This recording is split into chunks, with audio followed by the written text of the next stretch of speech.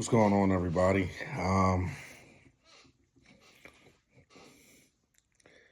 I guess it's early in the morning. I had to digest the Eagles' loss, not in a magnitude where I was disappointed or didn't see it coming. Um, as a fan, you want your home team to continue to play and possibly play for a championship in the playoffs. You want your season extended. You understand what I'm saying? But I knew that wasn't coming with the Eagles. I knew it wasn't coming. Um, and I tell you, I got some things to say. This is like a roundup of the season. Um, Seth Joyner is the most brutally honest analyst, sports personality in this city. This city doesn't have. I listen to Jason Avant on NBC Sports. He's real, but he's on a network where he's handicapping what he says. This is why Seth Joyner left. This is why Seth Joyner left. Because Seth Joyner was sitting next to the guy Barrett. I forgot his first name. Dark skinned bald head dude. Used to be offensive player for the Eagles and Pittsburgh, and I think he won a championship with Pittsburgh. But anyway, he's an ass kisser. He talks out of the side of his neck.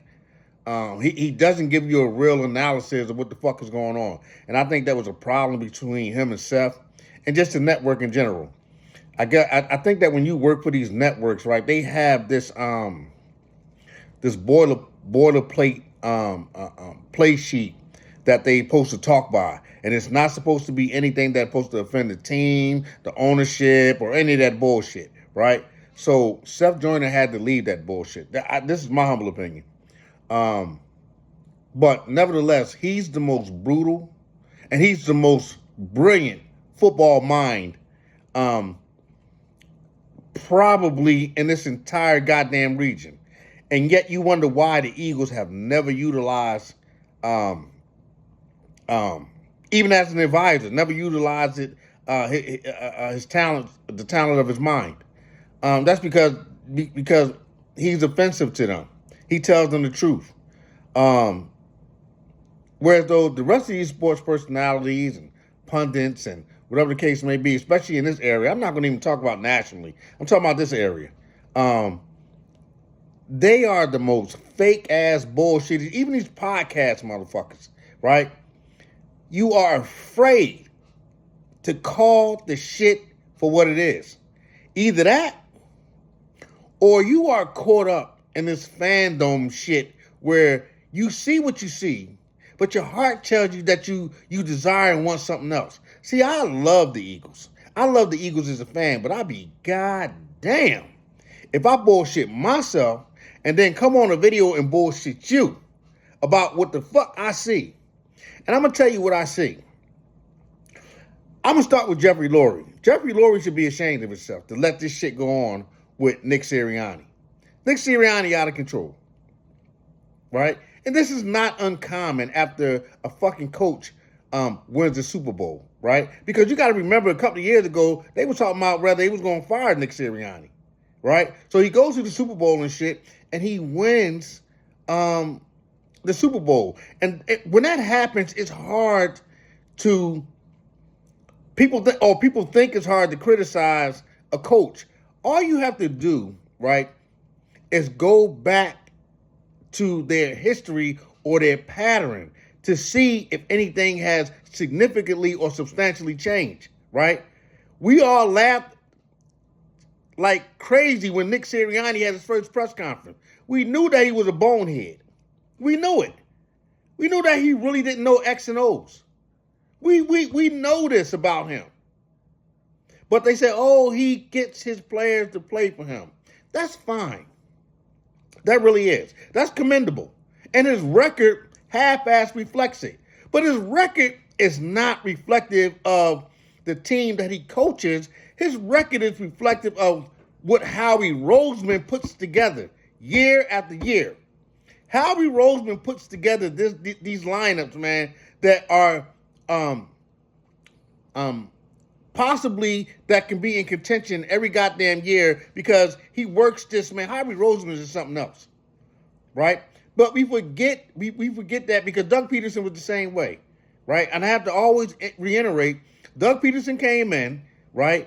Everybody's like, who the fuck? Because he was terrible as a play caller. And then all of a sudden, his offensive coordinator and everybody else, man, but his defensive coordinator was some shit, right? But, you know, all the other players, man, were really high IQ people. And Carson Wentz played lights out that season, got us to the Super Bowl, got hurt and shit, got us with the record that we got, and Nick Foles played lights out. I was just telling somebody, hey, listen, please, don't take my word for it. Because opinion is like an asshole. Everybody got one. Go look at the Eagles' first Super Bowl run. From the first 3 games that they played in the playoff to when they got to the Super Bowl. And you tell me if Nick Foles didn't show the fuck out. Nick Foles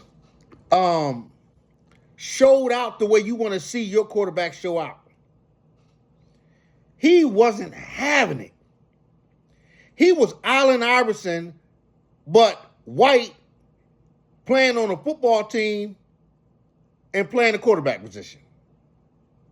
That's who he was. He had the mindset of Allen Iverson. He wasn't having it. Listen, whoever he was playing up against, he was going to battle him and he was going to beat him. All the way to the Super Bowl, and he beat Brady. He wasn't going to lose to Brady.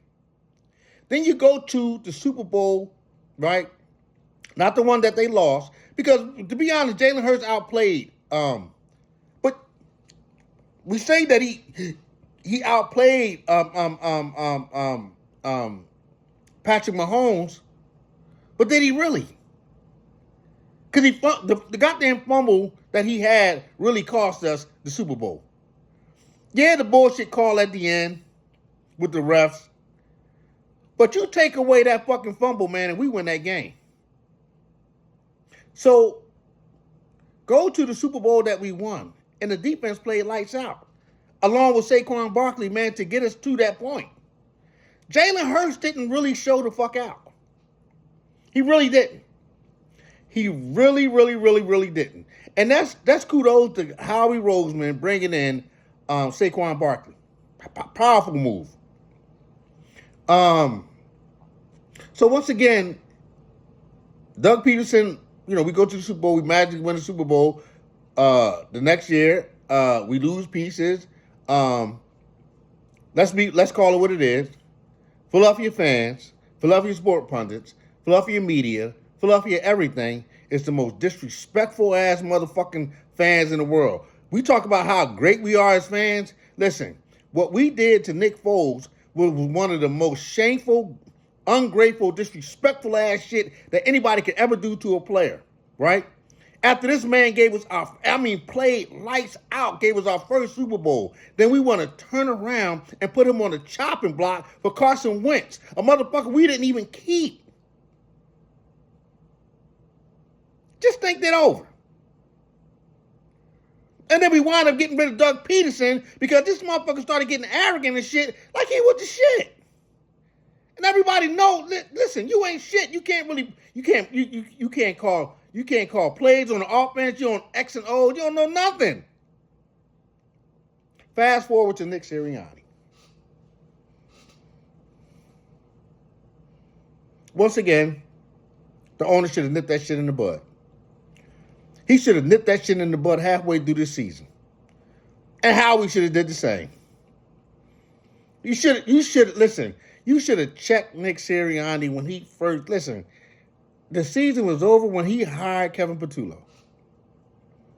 Season was over.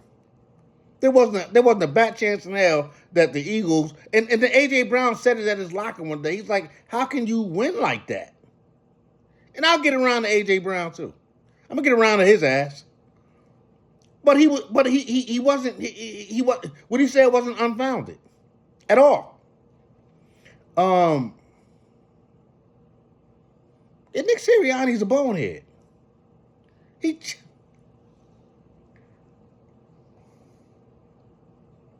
Oh man, you can't say that. He got the fastest record this and the record that and the record this and the record that. He's a dumbass.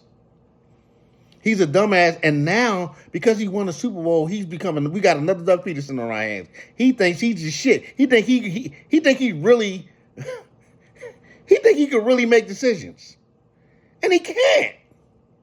He never could. What? He said that he didn't go for the number 2 seed because he wanted to rest his players. Now your players are completely rested out of the fucking season. So what sense did that make? You fucking get the number 2 seed and at least you play Green Bay, somebody that's hobbling in there that you can fucking beat, but San Francisco hobbled in there too. Well, how did you expect with your fucking man, Kevin Patullo, right? 16 points first half, 0 points the second half. 0 points the first half, 16 points the second half. How did you expect to make a run? And then he arrogantly sit there and justify his stupidity.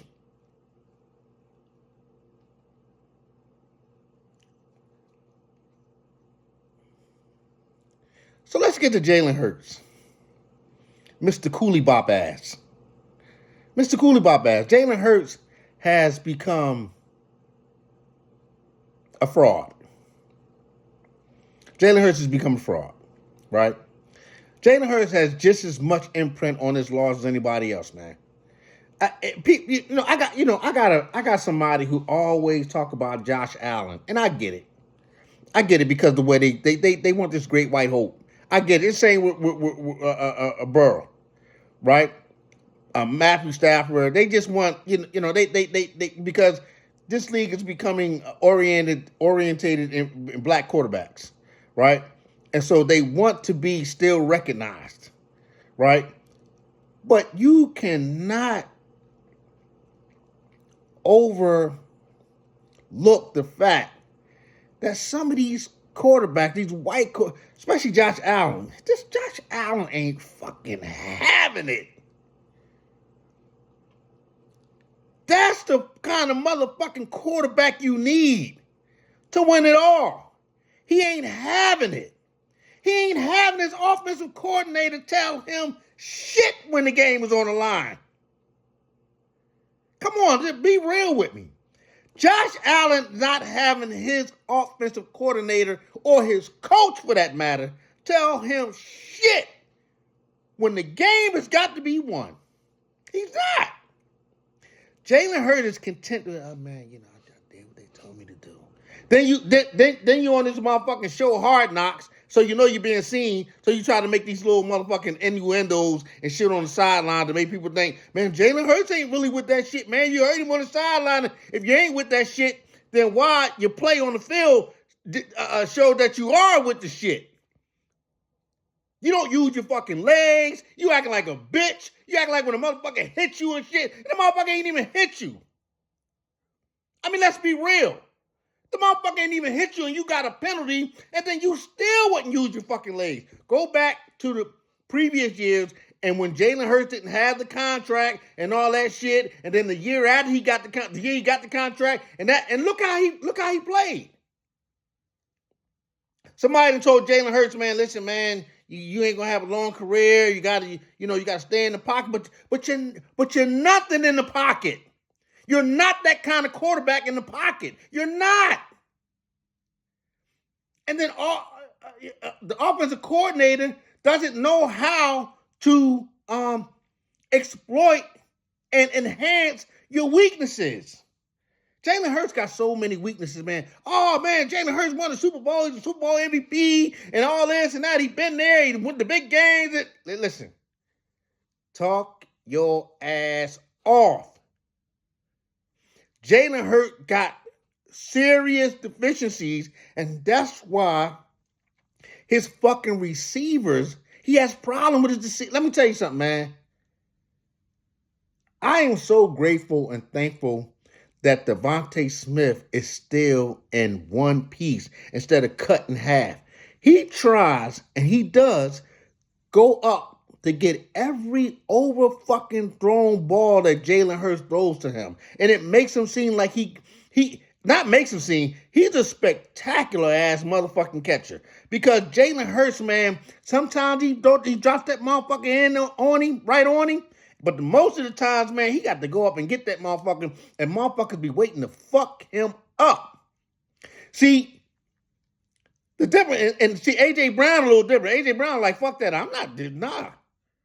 And I don't like that about A.J. Brown. But we can get around to A.J. Brown. We can get around to A.J. Brown right now. You played a bitch game, young buck. You played a bitch game. You played it. Listen, if you're trying to go to the Hall of Fame, or you trying to be in some kind of NFL record and be solidified and plaque, and have your plaque some motherfucking where, you fucked it up. To me, you fucked it up. This game, you fucked it up. You can't be that guy. You're never going to be seen again as that guy. Nigga, you're going to be seen as that motherfucker that dropped the ball but run off with your fucking mouth. That's what you're going to be seen as. The play calling was terrible.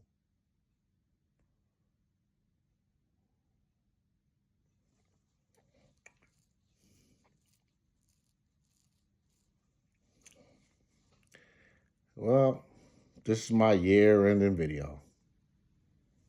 See y'all next season.